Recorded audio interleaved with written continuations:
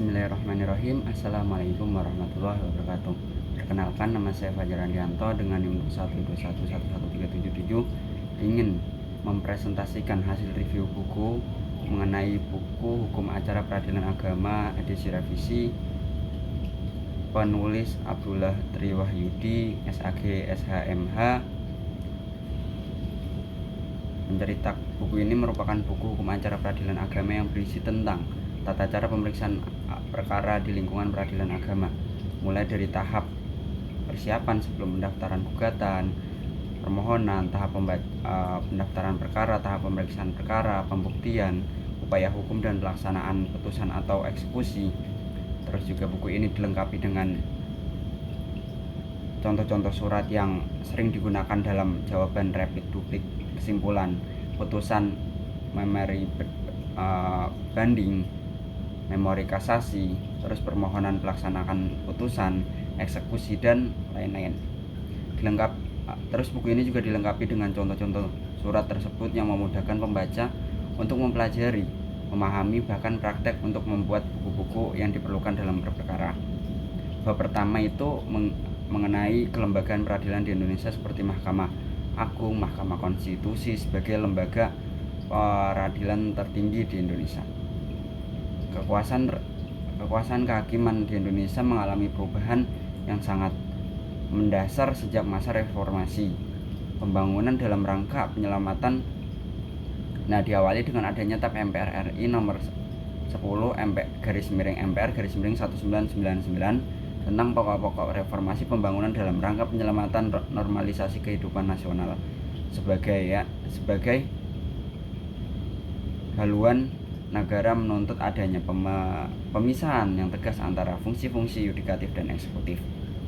Sejak adanya TAP MPR tersebut, peraturan yang mengatur tentang kekuasaan hakiman yaitu UU nomor 14 tahun 1970 tentang ketentuan-ketentuan pokok kekuasaan kehakiman diubah dalam UU nomor 35 tahun 1999 tentang perubahan atas UU nomor 1 NU nomor 14 1970 tentang ketentuan-ketentuan pokok kekuasaan kehakiman. Selanjutnya, kekuasaan kehakiman di Indonesia mengalami perkembangan dan perubahan dengan adanya amandemen Undang-Undang Dasar 1945 menjadi Undang-Undang Dasar Negara Republik Indonesia tahun 1945, telah mengubah sistem penyelenggaraan negara di bidang yudikatif maupun kekuasaan kehakiman sebagai termuat dalam bab 9 tentang kekuasaan kehakiman, pasal 24, pasal 24A, pasal 24B, pasal 24C, pasal 24, pasal 245, pasal 25. Berdasarkan pasal-pasal tersebut, kekuasaan kehakiman semula dilakukan oleh pengadilan dalam lingkungan peradilan umum, peradilan agama, peradilan militer, peradilan tata usaha, dan Mahkamah Agung sebagai peradilan tertinggi. Kemudian berubah menjadi kekuasaan kehakiman dilanjutkan oleh sebuah kehakiman agung dan badan peradilan di bawahnya di lingkungan peradilan umum. Pada bab kedua membahas mengenai pengertian dan fungsi hukum acara peradilan agama. Dalam buku ini, hukum acara adalah aturan-aturan yang mengatur dalam bagaimana beracara di depan persidangan pengadilan. Hukum acara disebut juga hukum formil sebagai kebalikan dengan hukum material. Hukum material hukum formil yaitu aturan-aturan yang mengatur tata cara untuk mempertahankan hukum materi. Hukum acara peradilan agama selain mengatur tata cara berperkara di persidangan bagi para pihak yang berperkara di pengadilan, juga mengatur tata cara pengadilan untuk memeriksa dan memutuskan perkara yang diajukan ke pengadilan agar tercapai keadilan yang ketertiban hukum dengan bersumber pada hukum acara yang secara khusus diatur dalam Undang-Undang Nomor 7 Tahun 1989 tentang peradilan agama beserta perubahan-perubahannya. Hukum acara perdata sebagai yang berlaku pada peradilan umum, kompilasi hukum Islam yang di dalamnya berupa hukum yang berpegang pada kitab fikih kalangan ulama, kompilasi hukum ekonomi syariah, konun yang berkhusus di daerah Nanggroe Aceh Darussalam, serta doktrin atau ilmu pengetahuan.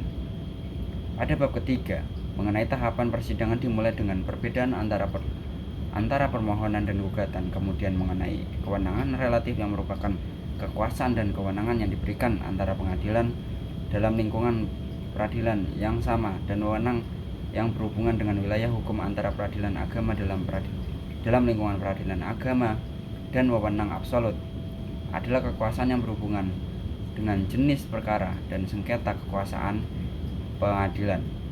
Kekuasaan pengadilan di lingkungan peradilan agama adalah memeriksa, memutus dan menyelesaikan perkara perdata tertentu di kalangan golongan rakyat tertentu, yaitu orang-orang yang beragama Islam. Kekuasaan absolut pengadilan agama itu termaktub dalam pasal 49 Undang-Undang Nomor 7 Tahun 1989 sebagaimana diubah dalam Undang-Undang Nomor 3 Tahun 2006, serta kewenangan absolut yang berlaku di negeri Aceh Darussalam. Pilihan hukum dalam perkara wasiat, kewenangan mengadili tidak meliputi sengketa hak milik antar orang Islam dengan non-Islam. Pihak-pihak yang berperkara yang terakhir mengenai kekuasaan dan disertai dengan contoh surat kuasanya. Dalam bab keempat, buku ini membahas mengenai tahapan pembuatan gugatan dan permohonan, disertai dengan contoh surat gugatan cerai dan permohonan cerai talak, gugatan serta merta, gugatan provisional disertai contohnya, sita jaminan, dan terakhir mengenai kumulasi gugatan. Dalam bab kelima, mengenai pendaftaran gugatan dan permohonan yang didaftarkan kepada panitera pengadilan beserta rincian biaya perkara dengan contoh surat kuasa untuk membayar, selanjutnya menetapkan majelis hakim yang akan memeriksa, memutus, dan mengadili perkara. Setelah itu akan ditetapkan hari sidang dan pemanggilan pihak-pihak secara patut dan resmi disertai contoh surat pemanggilannya. Dalam bab ke-6 mengenai tahapan pemeriksaan pada sidang pertama yang dibuka oleh ketua majelis, yang mana pada hari ini haruslah dihadiri oleh kedua belah pihak yang berperkara. Jika tidak, maka persidangan ditunda dan ditentukan hari berikutnya. Jika tergugat tidak hadir, maka akan adanya putusan verdict. Jika kedua pihak datang, maka proses persidangan dilanjut, yaitu mediasi. Jika tidak tercapainya perdamaian, selanjutnya pembacaan gugatan, maka sebelumnya ketua majelis akan menanyakan apakah ada perubahan gugatan. Jika tidak tercapainya perdamaian, maka selanjutnya pembacaan gugatan, maka sebelumnya ketua majelis menanyakan apakah ada perubahan atau tidak. Jika gugatan tidak ada perubahan, maka sidang akan ditunda di hari berikutnya. Jika tidak ada, maka pembacaan gugatan. Selanjutnya pada pemeriksaan persidangan memungkinkan adanya pihak ketiga dalam suatu perkara yang berjalan. Selanjutnya pembacaan jawaban atas gugatan, eksepsi dan rekonveksi. Selanjutnya jawaban atas eksepsi dan replik, kemudian dijawab kembali di duplik, kemudian pemeriksaan bukti surat perkara, pemeriksaan saksi, pemeriksaan ahli, pemeriksaan setempat, kesimpulan dan pemeriksaan sebelumnya, dan terakhir pembacaan penetapan ataupun putusan. Dalam buku ini pula terdapat contoh bagaimana jawaban gugatan dengan eksepsi, replik, duplik, bukti surat perkara, serta kesimpulan dan putusan. Dalam bab ke-7 mengenai pembuktian dengan menggunakan bukti berupa surat, saksi, prasangka, pengakuan dan sumpah. Bukti surat berupa surat biasa, akta otentik, dan akta di bawah tangan. Bukti saksi adalah orang yang melihat, mendengar, mengetahui, dan mengalami sendiri suatu peristiwa. Prasangkaan yang meliputi prasangkaan undang-undang dan persangkaan hakim. Pengakuan terhadap suatu yang diadili dan dianggap terbukti adanya peristiwa yang dialihkan, baik pengakuan dalam persidangan maupun di luar persidangan, yang terakhir disumpah.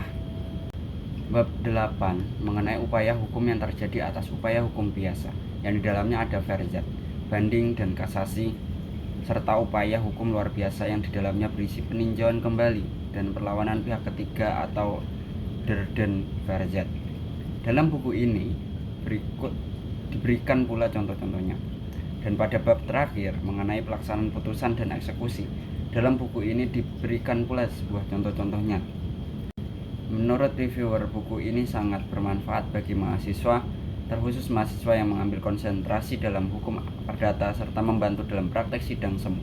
Karena pada buku ini diberikan contoh-contoh berkas yang digunakan saat sidang semu.